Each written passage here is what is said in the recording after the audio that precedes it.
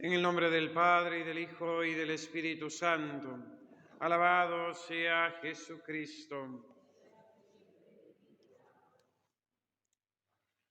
Acabamos de escuchar la parábola de esta cizaña sembrada por el enemigo en el campo de aquel Señor, y que fácilmente nosotros podemos aplicarla a nuestra propia realidad, a nuestra propia vida, considerando la cizaña como esa concupiscencia que el hombre padece a pesar de haber sido lavado, restaurado y elevado con la gracia del bautismo. El pecado original no tiene en ningún descendiente de Adán un carácter de falta personal. Es la privación de la vida de santidad y de la justicia que Dios había dado a nuestros padres en el paraíso. Pero ese pecado original no corrompe del todo nuestra naturaleza humana. Está herida nuestra naturaleza en sus propias fuerzas naturales, principalmente en la debilidad de su voluntad y en el oscurecimiento de su inteligencia. Nuestra naturaleza herida, sometida a la ignorancia, nuestra naturaleza herida, sometida a la realidad del sufrimiento y convocada a la muerte, nuestra naturaleza humana inclinada al pecado. Es esta inclinación como efecto del pecado original lo que en la teología católica llamamos concupiscencia. El bautismo nos borra el pecado original, nos da la vida de la gracia en Jesucristo nuestro Señor, borra este pecado y nos devuelve a Dios nuestro Señor, aunque las consecuencias, quedan en nuestra naturaleza, debilitada e inclinada al mal, persisten en nosotros y nos llaman al combate espiritual. Entendemos bien esto del pecado original, que a pesar de ser borrado en la gracia del bautismo, deja en nosotros consecuencias, como es la concupiscencia. Tenemos la experiencia tantas veces en la vida de que nuestras acciones no solamente tienen consecuencias de forma inmediata, muchas veces una mala acción, una mala decisión nos acompañará a lo largo de toda la vida, a pesar de que nos hayamos arrepentido e incluso a pesar de que intentemos reparar o restaurar o cambiar esa decisión que habíamos tomado. Pero una vez hecho no hay vuelta atrás. Todo eso nos acompañará a lo largo de nuestra existencia hasta la muerte. E incluso hay acciones, decisiones que no solamente nos repercuten a nosotros, sino que incluso nuestros herederos, nuestros sucesores y las mismas generaciones futuras padecerán. Por nuestra mala acción, muchos otros tendrán que sufrir esa mala decisión que nosotros tomamos, esa mala obra que realizamos. Con este ejemplo tan cotidiano y tan a mano que podemos comprender perfectamente, entendemos así también el efecto del pecado original en nuestra alma, que borrado una vez por el santo bautismo, deja en nosotros esa concupiscencia. La concupiscencia, por tanto, no es una naturaleza corrompida, como afirmarán los falsos reformadores protestantes, ni una fuerza superior que suplante nuestra voluntad, ni una actuación del demonio sobre nosotros mismos, sobre nuestra voluntad. La doctrina de la Iglesia sobre la transmisión del pecado original fue precisada sobre todo por dos herejías. La primera, el pelagianismo, y será San Agustín el mayor exponente de la doctrina católica. La segunda será la de los falsos reformadores protestantes y el Concilio de Trento, que dará respuesta a estas tesis. Pelagio sostenía que el hombre podía, por sus propias fuerzas naturales, con su voluntad libre y sin la ayuda de la gracia de Dios, llevar una vida moralmente buena. Así reducía, por tanto, la falta de nuestros primeros padres, el pecado original, a un mal ejemplo. Era creer que nosotros casi tenemos el poder divino de santificarnos a nosotros mismos en independencia de Dios nuestro Señor. Los protestantes, por el contrario, enseñaban que el hombre estaba totalmente corrompido, podrido por dentro, y su libertad anulada por el pecado de los orígenes, y por tanto identificaban el pecado original con la misma concupiscencia. Estos dos errores, de una forma o de otra, se han ido perpetuando en la sociedad, en el pensamiento de muchos, y también hoy, tristemente, están presentes en nuestra actualidad. Muchos que se llaman ateos, agnósticos, que no necesitan de Dios, en definitiva son nuevos pelagianos, que afirman poder tener una vida digna, una vida moralmente correcta, incluso llegar al progreso y al desarrollo de la sociedad en independencia de Dios nuestro Señor. Todos aquellos que se proclaman independientes, autónomos de la autoridad divina, en definitiva son nuevos pelagianos que, prescindiendo del orden de la gracia de Dios, que nos sostiene, que nos crea, que nos da la vida y que nos conduce al fin último de nuestra existencia, pues lógicamente viven al margen de él y su destino, por esa misma soberbia, será la condenación. Pero también hay nuevos protestantes que, camuflados bajo la apariencia a veces de una misericordia divina que lo perdona todo y que es indiferente al bien y al mal, pues afirman que aquello que el hombre siente, por tanto, como es propio de su naturaleza corrompida, es bueno y legítimo. Es la opción de tantos en la Iglesia y fuera de ella, que todo lo que les apetece, les gusta, les atrae, lo consideran bueno por el mismo hecho de apetecerle, gustarles o sentirlo de esa manera. Y hemos de saber que Dios nuestro Señor nos puso la capacidad racional sobre nuestra concupiscencia, es decir, sobre nuestro apetito sensitivo, para que, ordenados bajo su santa ley y la razón, nosotros podamos vivir ordenadamente hacia nuestro bien último, que es la felicidad del cielo y la posesión de Dios nuestro Señor. La concupiscencia, por tanto, no es el pecado original, sino consecuencia de este pecado original. Pero sin ser pecado la concupiscencia, sentir no es pecado, consentir es pecado, pensar no es pecado, consentir el pensamiento es pecado. Sin ser pecado la concupiscencia nos conduce, nos prepara, nos dispone como tentación a caer en él. Sin serlo se le llama a la concupiscencia pecado, porque su origen está en el pecado y porque nos inclina a él, y cada uno es tentado por sus propias concupiscencias. Es lo que llamamos el enemigo de nuestra salvación, nuestra carne, mundo, demonio y carne. En la carne se encierran todas estas realidades concupiscentes del hombre. La concupiscencia, por tanto, es la inclinación natural del apetito a los bienes sensibles, contrarios a la razón y, por tanto, a la ley de Dios.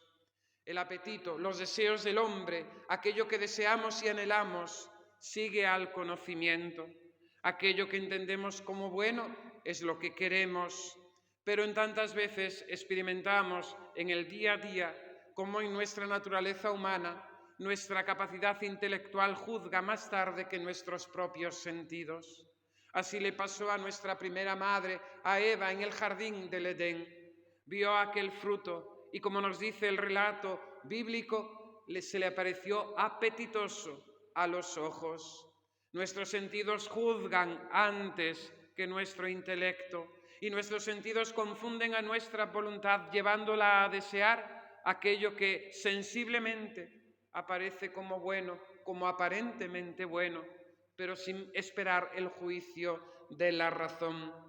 Por eso incluso muchas veces, a pesar de que el juicio de la razón nos diga que es malo, que es contradictorio, que no nos conviene, que nos lleva al pecado o a la ofensa a Dios nuestro Señor, terminamos siguiendo nuestro apetito sensible y la tiranía de nuestros propios sentidos, una sinrazón que experimentamos cotidianamente, como el mismo apóstol San Pablo confiesa en una de sus cartas.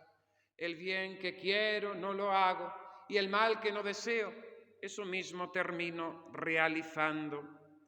El apóstol San Pablo describirá en varios pasajes las obras de la concupiscencia, las obras de la carne, que el mismo apóstol San Juan, el discípulo amado, resumirá, clasificará en tres: concupiscencia de la carne, concupiscencia de los ojos, concupiscencia de la soberbia de la vida. Y así leemos en la carta del apóstol San Pablo a los Gálatas: las obras de la carne son conocidas, las obras de la concupiscencia son conocidas: fornicación, impureza, libertinaje, idolatría, hechicería, enemistades, discordia, envidia, cólera, ambiciones, divisiones, disensiones, rivalidades, borracheras, orgías y cosas por el estilo. Y os prevengo ya, como ya os previne, dice el apóstol, que quienes hacen estas cosas no heredarán el reino de Dios. Mis queridos hermanos, todos llevamos en nosotros esta semilla de cizaña en nuestra alma que nos inclina al mal, pero hemos de entender que Dios, si lo permite, es porque lo ordena todo al bien, al cumplimiento de su santa voluntad. ¿Qué razones podemos deliberar? ¿Qué razones podemos escudriñar en el pensamiento de Dios para que haya permitido en nosotros esta realidad de la concupiscencia? Y en primer lugar será para nuestra humillación. Si alguien se considera sin pecado, si alguien está seguro, tema no caiga, nos dice el Señor en el Evangelio. Somos hijos del pecado y éste está continuamente acechándonos y llamando a nuestra puerta. Y hemos de conocerlo, hemos de ser conscientes de ello y hemos de ser realistas.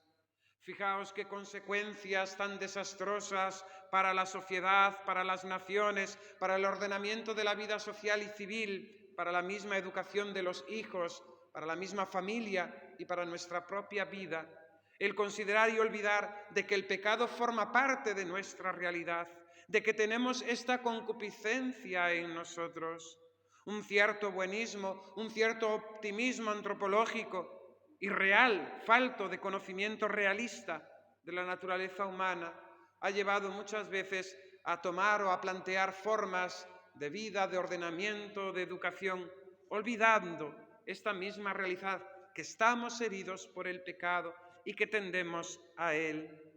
Experimentamos, como ya he dicho, aquello de San Pablo: el bien que quiero no lo hago, y el mal que no deseo es lo que termino realizando.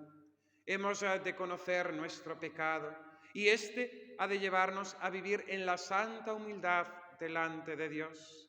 Si alguien se cree algo, que vea su verdad, que vea su pecado, y entonces, ¿qué podrá creerse por encima de los demás? Sino tendrá que humillarse delante de Dios y de los otros.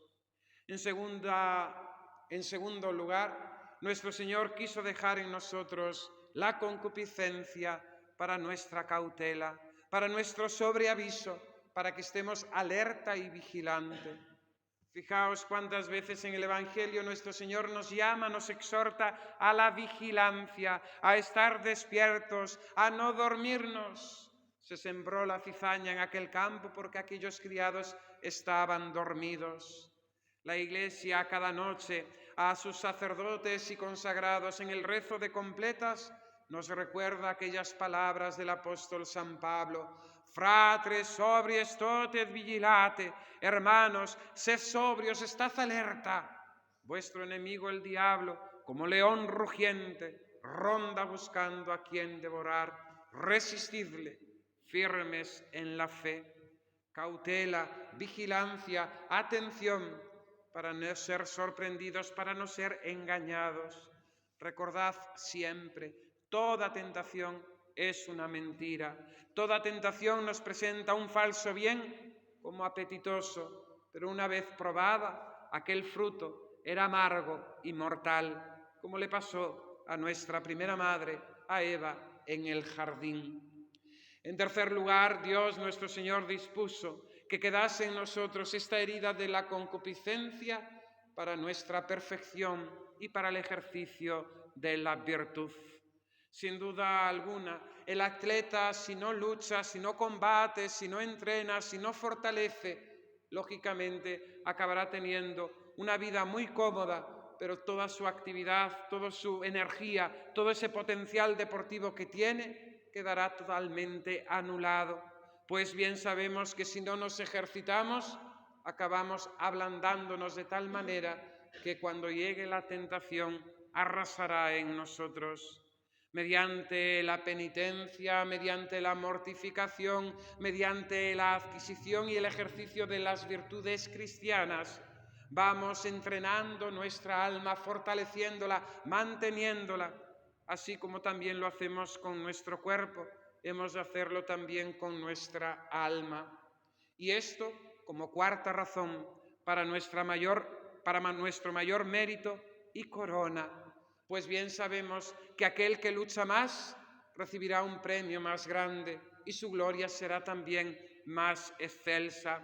Si queremos llegar al cielo y queremos recibir la corona de gloria que Dios nos ha preparado y queremos sentarnos entre los apóstoles y los santos mártires y las vírgenes y los confesores, entre todos los santos, en el coro de los ángeles, hemos de luchar y combatir y esperar esta corona y este mérito, pero se le dará a aquellos que han combatido, a aquellos que han luchado contra sus propias pasiones.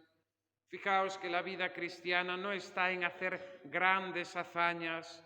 El secreto de la vida cristiana es vivir con perfección nuestras obligaciones con amor, y esto luchando contra nuestras propias concupiscencias, que podemos encuadrar en esos 7 pecados capitales que nos dominan y que de una forma o de otra se hacen presentes en nuestro día a día. Y finalmente, Dios ha querido dejar en nosotros la herida de la concupiscencia para manifestar su misericordia, su amor y así también su omnipotencia. Dice Santo Tomás de Aquino que es propio de Dios usar misericordia y especialmente en esto se manifiesta su omnipotencia. Así reza la Iglesia en una de las oraciones colectas de los domingos. Oh Dios, que manifiestas especialmente tu poder con el perdón y la misericordia. Oh Dios, que manifiestas tu poder perdonándonos, absolviéndonos de nuestras culpas. Derrama incesantemente tu gracia sobre nosotros, para que deseando aquello que nos prometes, la vida eterna y la gloria de los santos, consigamos los bienes del cielo. Queridos hermanos, estamos en lucha y hemos de combatir, no lo podemos olvidar. Pronto comenzaremos la Santa Cuaresma, que anualmente es una llamada de atención a avivar nuestro espíritu militante, de que el cielo hay que conquistarlo, de que se vence luchando, de que tenemos enemigos que hay que combatir y que la vida cristiana no es un paseo por camino de rosas, sino un entrar por la puerta estrecha, un elegir el camino angosto. ¿Cómo hemos de moderar, ordenar nuestra concupiscencia y vencer su fuerza en nosotros? Primeramente viviendo en el temor y en el amor de Dios.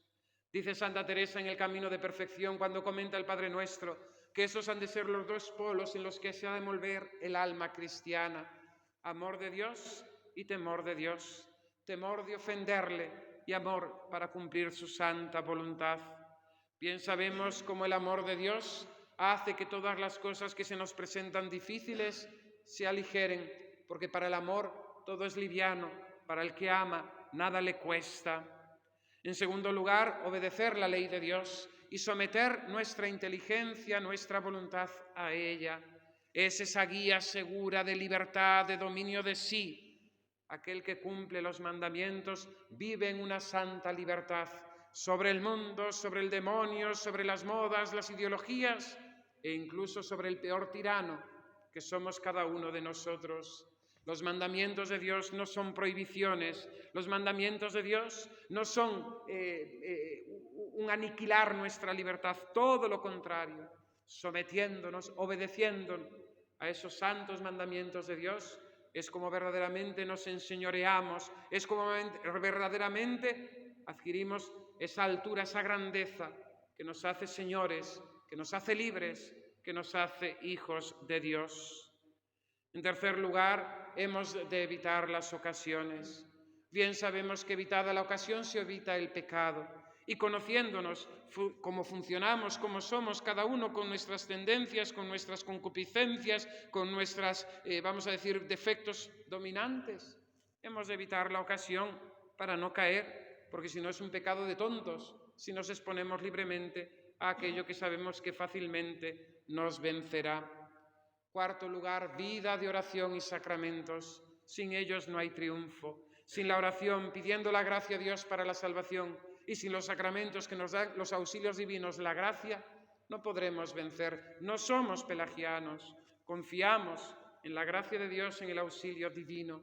Y así la Iglesia cada día, muchas veces durante el día en las horas canónicas, comienza el oficio divino diciendo: Dios mío, ven en mi auxilio. Señor, date prisa en socorrerme. Quinto, mortificando. Nuestra voluntad se educa, nuestra sensibilidad se educa, nuestro pensamiento se educa bajo la ley de Dios, bajo sus mandamientos, bajo el imperio de la razón. Y es la mortificación la que nos ayuda a mantener como esas correas al caballo desbocado para que vaya correctamente y realice su camino. Y finalmente, confianza en la gracia, confianza en la victoria de Cristo. Él ha vencido y Él quiere vencer en cada uno de nosotros. Hemos de confiar en Él y pedirle que una vez más impere sobre nosotros, sobre nuestra inteligencia y sobre nuestra voluntad, sobre todas nuestras facultades. Christus vincit, Christus regnat, Christus imperat, canta tantas veces la Iglesia. Que Cristo reine, que Cristo impere en mí y me lleve al puerto de salvación, a la vida eterna. Que así sea. En el nombre del Padre, y del Hijo, y del Espíritu Santo. Amén.